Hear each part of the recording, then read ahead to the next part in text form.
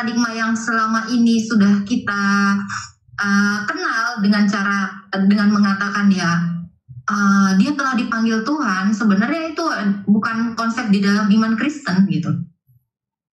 Itu hanya memperhalus peribahasa aja gitu. Tapi yang sebenarnya adalah manusia mati ya karena dari dosa. Akibat dari dosa atau dampak dari dosa, manusia itu mengalami kelapukan jasmani, mengalami sakit. Nah, lama-lama ya mati gitu. Itu. Jadi kalau paradigma yang seperti itu sebenarnya itu hanya memperhalus saja. Gitu. Dan konsep cabut-cabut nyawa juga nggak pernah ada ya di dalam iman Kristen gitu. Itu nggak seperti itu, karena Tuhan kita itu bukan Tuhan yang mematikan. Allah kita itu kan Allah yang maha kasih ya. Dia itu justru memberikan hidup kepada manusia. Cuman karena manusianya melanggar ya makanya manusia itu mengalami kematian. Seperti yang di Kejadian kan dikatakan perintah Allah kepada Adam dan Hawa jangan memakan buah yang di tengah-tengah Taman Eden itu. Kalau dia tidak taat dengan perintah Tuhan ya manusia itu mati gitu. Jadi manusia mati karena ketidaktaatan, bukan karena dipanggil atau bukan karena Tuhan mau itu. Ya, gitu ya Bu ya, Bu Pre. Itu bahasa halusnya aja itu seperti itu. Ya, itu bikin saya kebingungan. Begini, boleh satu pertanyaan lagi? Ya silakan, langsung ya. Ya, pertanyaan kedua mengenai hubungan kekeluargaan suami istri. Jika suami kembali lagi di agama yang kata disebut RT 6, itu bagaimana ya? Menurut saran, itu saran sih. Saran dari Delia sama gimana RT 6 kita jangan membahas RT 6 gitu. Ini kita menjelaskan iman kita aja gitu. Maksudnya dia bertanya bagaimana dengan suami yang sudah pergi ke agama lain, begitu kira-kira. Apa ya? Di dalam Alkitab jelas sekali dikatakan ya, barang siapa tidak percaya kepada Kristus mereka semua akan dihukum binasa gitu. Jadi apa tindakan yang bisa dilakukan dari kalau suaminya pergi ke agama lain, meninggalkan Kristus? Nah, tentu kita dengan usaha untuk memberitahukan bahwa keselamatan itu ada di dalam Kristus saja. Ya, seperti tertulis di dalam Kisah Para Rasul 4 ayat 12 di bawah kolong langit ini, keselamatan itu tidak diberikan kepada nama siapapun kecuali nama Kristus gitu. Ya, kita harus menjelaskan itu. Berarti saudara atau siapa tadi ibu ini yang sudah pindah ke agama yang sana, berarti dia belum sepenuhnya mengenal Kristus itu, belum sepenuhnya mengenal siapa Yesus gitu. Gitu. Itu ya Bu ya. Ya berarti ibu harus menginjilinya gitu, memberitahukannya. Ya sekalipun dia tidak menjadi percaya, itulah usaha ibu gitu. Oh, iya. Ini sudah banyak hal sih yang saya lakukan untuk hal itu. Terus untuk mempertahankan berarti itu kan dalam Alkitab kita harus mempertahankan ya, dalam rumah tangga misalnya bagaimanapun caranya kita harus berjuang untuk menarik dia. Di Alkitab itu kan dikatakan jangan kamu ceraikan sebenarnya gitu kan, tapi melalui ibu suami ibu itu bisa diselamatkan gitu. Di mana ayatnya itu ada, Elia? Ya, jadi karena imanmu suami ibu itu bisa diselamatkan ya dengan cara ya seperti yang ibu lakukan ya, itu tidak jemu-jemu ya. Karena bekerja di ladangnya Tuhan itu tidak mengenal kata jenuh. Betul. Gitu. Ya. Mau dia terima atau tidak, ibu bisa menginjilinya ya melalui perbuatan ibu, bisa melalui sikap ibu, itu menginjili itu. Dan jangan lupa doa ibu itu pasti diterima oleh Tuhan itu. Gitu. Percayalah akan kekuatan doa gitu.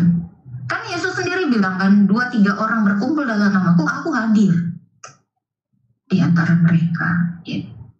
Jadi jangan berhenti berdoa, tetap diinjili ya, dia terima atau tidak, ibu sampai akhir hayat kita ya, Elia yang kita harus memberitakan Injil, memberitakan firman Tuhan.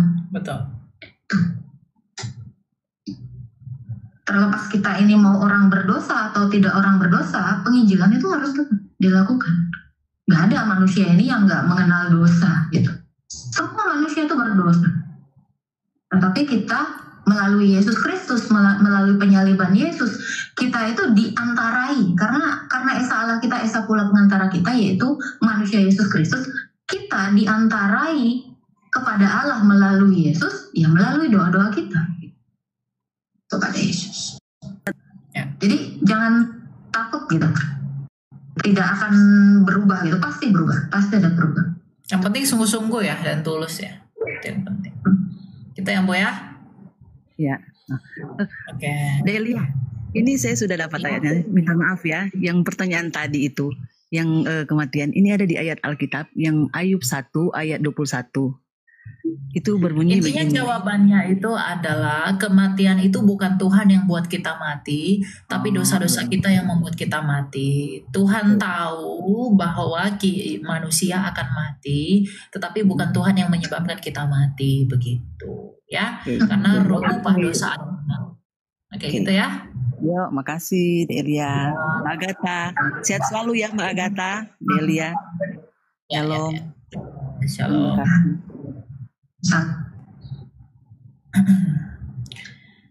Ada banyak yang mau naik nih. Ya, ada 30 orang. Jangan lupa tap-tap ya teman-teman ya. Ya, tap-tap layar ya teman-teman ya.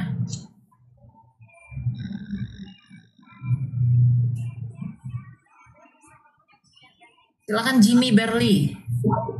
Jimmy BL. Halo Jimmy. Siapa itu? Mau keluar gimana keluar? Mau keluar. Sorry, salah. Mereka kepencet ya mereka. Halo Christian. Christian. Ya, halo, selamat malam. Ya, silakan brother. Mau tanya apa?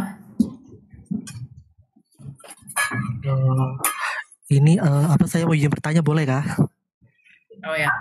Agatha kadang di mute ya. Kalau nggak ngobrol di mute biar nggak masuk ke sini. Nanti kalau ditanya baru dibuka. Ya, silakan Christian.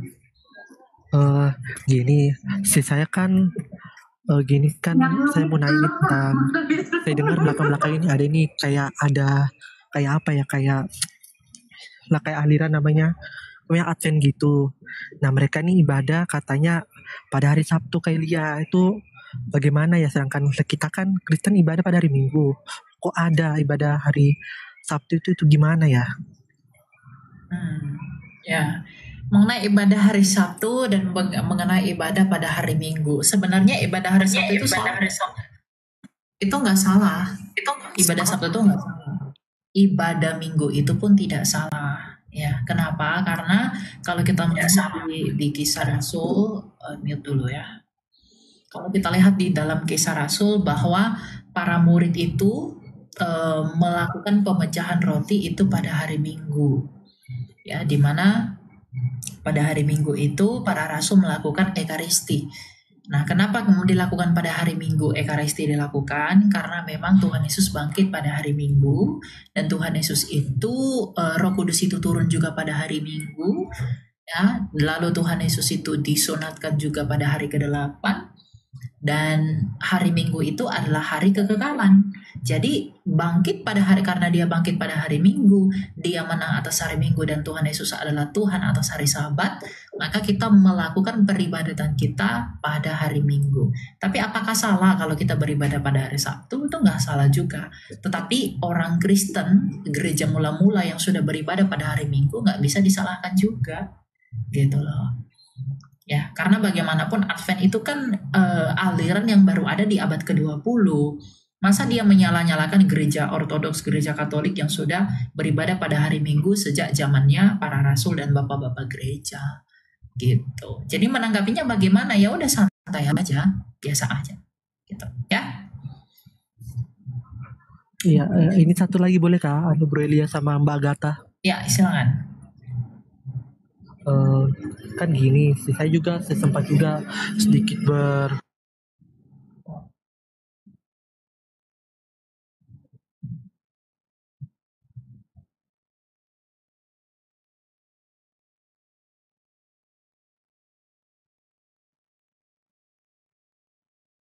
ibadah pada hari Sabat, kok kalian ibadah pada hari Minggu? Itu gimana ceritanya? Dia bilang begitu. Nah baru itu dia juga bilang begini, sekalian apa itu kalian ikuti apa Tuhan yang mana gitu, sedangkan itu ada saja orang Israel ibadah pada hari Sabat, kok kalian Minggu begitu. Kayak itu tanggapan Kak Ila sama Agatha bagaimana? Oke, silakan Agatha. Apa pertanyaannya, aku belum nangkep sih. Kenapa kalian beribadah pada hari Minggu sedangkan Tuhan Yesus saja beribadah hari Sabtu begitu? Pertanyaan dari Advent. Apa jawaban dari pertanyaan? Tadi sepertinya kan Elia itu udah menjawab ya. Puncak dari peribadatan orang Kristen itu hari Minggu. Kenapa? Karena Yesus itu bangkit pada hari Minggu. Coba buka 1 Korintus 11 Elia, coba. Ini disuruh nih Ekaristi nih. Ini disuruh peringati kok. 1 Korintus 11 ayat yang ke-25 atau 26. Silahkan dibacakan. Ya. Itu tentang kalau ada orang yang bertanya itu, ya ini jawabannya nih. Itu tentang 1 Korintus 11 ayat 25 26. 11 ayat 25 26. Demikian juga ia mengambil cawan sesudah makan lalu berkata, cawan ini adalah perjanjian baru yang dimeteraikan dengan darahku. Lakukanlah ini setiap kali kamu meminumnya sebagai peringatan akan aku. Sebab setiap kali kamu makan roti ini dan minum cawan ini, kamu memberitakan kematiannya sampai ia datang. Sampai dia datang gitu. Itu adalah ajaran yang diteruskan para rasul dari Tuhan Yesus. Baca ayat 23-nya. Ini Sebab rasul apa itu yang sendiri yang mengatakan. Sebab apa yang telah kuteruskan kepadamu telah aku terima dari Tuhan, yaitu bahwa Tuhan Dari siapa? Yesus Dari siapa? dari Tuhan. Dari Tuhan Yesus. Diperingatinya, puncaknya itu Ekaristi itu adalah hari Minggu. Sabtu itu bukan ditiadakan, tetapi Minggu itu puncaknya. Jadi mau Sabtu mau Minggu itu dua-duanya. Orang Kristen baik Katolik, Ortodoks, mau apapun itu pokoknya judulnya Kristen, Sabtu dan Minggu itu tetap beribadah gitu. Coba di Kisah Para Rasul juga, kayaknya tadi Elia juga udah baca ya. Tiap-tiap hari murid-murid itu bersatu hati memecah-mecahkan roti. Ekaristi itu justru setiap hari, tapi puncaknya hari Minggu. Kenapa? Karena Yesus itu adalah Tuhannya hari Sabat, dan dia menggenapi itu ketika Yesus itu bangkit semua. Itu. Jadi kalau ada orang nanya, loh kan ada yang Minggu, ada yang Sabtu, ya gak masalah. Sabat tetap dilakukan. Minggu itu adalah perintah Tuhan Yesus untuk memperingati dia. Itu poinnya sebenarnya. Puncak dari peribadatan itu adalah hari Minggu. Itu sendiri tuh yang merintahkan. Lakukanlah ini sebagai peringatan akan aku. Berarti dari sejak zamannya para rasul, perjamuan itu atau Ekaristi itu tiap hari memang dilakukan. Carikan dulu Elia. Ada itu. Tiap-tiap hari murid-murid itu memecah-mecahkan roti. Gitu. Itu ada. Sabat itu diingat karena mengingat 10 perintah Tuhan. Minggu itu puncaknya. Sama seperti Paskah yang dilakukan orang Yahudi. Paskah itu sampai 1 minggu. Puncaknya itu yaitu hari Minggu itu. Itu penggenapan. Kisah Rasul 2 ayat 46-47. Dengan bertekun dan dengan sehati mereka berkumpul tiap-tiap hari dalam bait Allah. Mereka memecahkan roti di rumah masing-masing secara bergilir dan makan bersama-sama dengan gembira. Nah, itu tiap-tiap hari sebenarnya Ekaristi itu. Itu puncaknya hari Minggu karena Yesus bangkit kan. Yesus itu sendiri bilang tadi di 1 Korintus 11, lakukanlah ini sebagai peringatan akan aku sampai Yesus datang. Ini nggak berhenti. Itu. Oke, gitu ya, Christian ya. Ya oke, terima kasih banyak Kak Elia sama Agatha. Oke, God bless ya. Oke, salam. Salam. Jadi memang beribadah hari Sabtu, hari Minggu kan nggak apa-apa, tapi memang Ekaristi dilakukan pada hari Minggu sebagai tanda kemenangan Tuhan.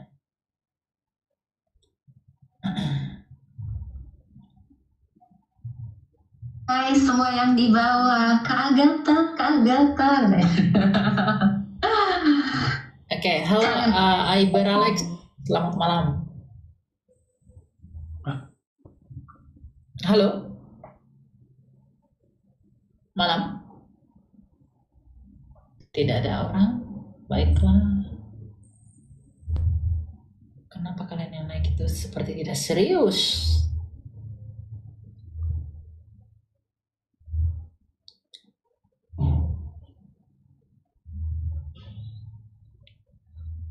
Ada 62 orang yang mau naik ini. Ini ada tim ambulan lagi di bawah. 63 orang. Nostalgia ya. Nostalgia.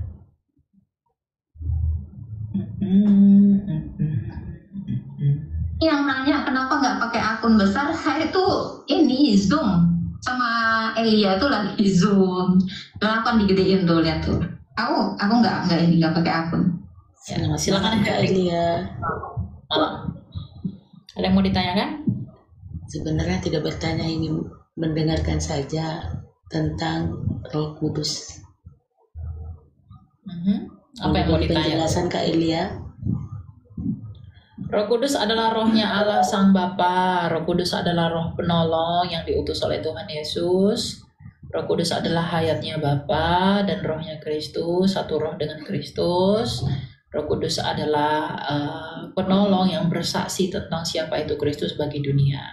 Dan dalam bersaksi, Roh Kudus memberi karunia-karunia roh, seperti berbahasa roh, bernubuat, mengajar, dan lain sebagainya. Itulah Roh Kudus. Ya, sebagai realita ketiga dari Allah Tritunggal. Gitu. Oke. Baca Ayub 33 ayat 4. Ya. Oleh nafas Allah menjadikan. Roh Kudus itu adalah nafasnya Allah, nafas Sang Bapa, yang satu di dalam firman dan di dalam Bapa. Gitu ya Bu ya. Iya, iya. Terima kasih banyak Kak Elia. Oke, 14 ya. Dari situ Ya.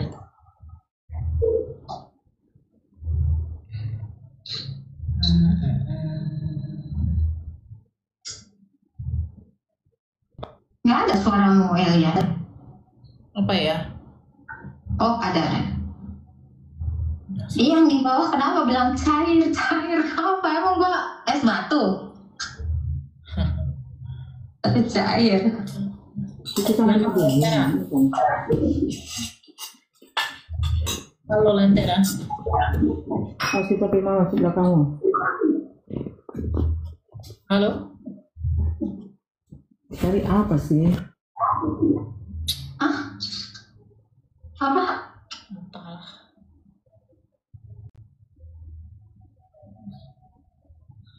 Gak jelas.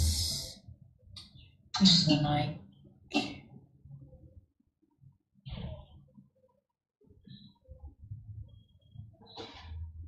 Banyak yang kangen ya di bawah, lihat komen-komennya ya. Iya, aku juga kangen sama kalian. Doakan aja ya. Silakan Mom. Malam. Halo. Aduh, kenapa ya pada nggak jelas yang naik ini ya?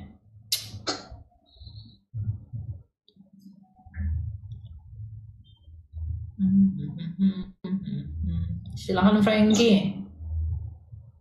Halo, salam. Halo, Ada 60 orang gitu yang naiknya. Salam. Halo Frankie. Ya, salam. Ya mau tanya apa brother? Silakan.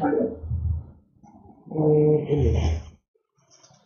Saya mau nanya yang pernah muncul di Soalnya kurang jelas. kurang jelas ya. Ya mau tanya apa? Pernah muncul di beranda FYP saya di TikTok gitu kan, yang mengatakan bahwasannya ingin bertanya tentang Kak Elia yang mengatakan bahwa Yesus itu bukan Bapa dan kalau kita manggil Yesus sebagai Bapa berarti penghinaan terhadap anak. Itu bisa dijelaskan nggak Kak Elia? Oh ya memang Yesus bukan Bapa sendiri dan para rasul tidak pernah menyebutnya sebagai Bapa. Ngapain kamu menyebutnya sebagai Bapa? Gitu. Yesus juga nggak pernah mengatakan aku Bapa, tapi Yesus selalu mengatakan Bapa yang mengutus aku. Nah itu dia bersaksi tentang aku, justru itu. Memang nggak ada. Berarti kalau kita Yesus sebagai adalah Bapa itu. kita sebagai Tetapi Yesus itu adalah penyataan dari Bapa yang tidak kelihatan. Yohanes 1 ayat 18. Ya. maksudnya gini, kalau jadi seandainya kita ini sebagai pengikut Kristus, memanggil Yesus itu sebagai Bapa berarti tidak benar begitu? Enggak, itu salah. Yesus itu anak tunggal Allah. Anak tunggal Bapa penuh kemuliaan. Kalau Iya, anak tunggal Bapa. Jangan jadi Bapak tunggal. Nggak ada Bapak tunggal. aku dan Bapa adalah satu itu bagaimana? Aku dan Bapa adalah satu, kan bukan aku dan Bapa adalah sama. Aku dan Bapa adalah satu, itu merujuk kepada esensinya Yesus dengan Sang Bapa itu satu sebagai Allah, bukan satu sebagai pribadi. Tuhan Yesus kan bilang aku dan Bapa adalah satu, bukan aku dan Bapa adalah sama. Jadi orang yang mengaku Yesus adalah Bapa itu pengajaran sesat, namanya modalisme atau ajaran sebelius. Gitu. Karena Bapa itu nggak mungkin. Kalau kamu mengatakan Yesus adalah Bapa, masa Bapa dilahirkan? Masa Bapa itu dikandung? Masa Bapa itu mati? Gitu loh. Ya. Jadi Yesus bukan Bapa. Oke? Oke, mungkin sampai situ aja penjelasannya. Cuman makin bingung aja gitu karena ya apa ya? Karena di Alkitab juga nggak ada yang menarasikan Yesus itu adalah Bapa. Coba. Ya Anda nggak perlu bingung. Alkitab nggak pernah mengatakan Yesus adalah Bapa. Lalu kenapa Anda bingung? Jadi kenapa Yesus mengatakan aku dan Bapa satu? Ya, Firman dengan Sang Bapa, dengan Sang Roh Kudus itu satu dalam satu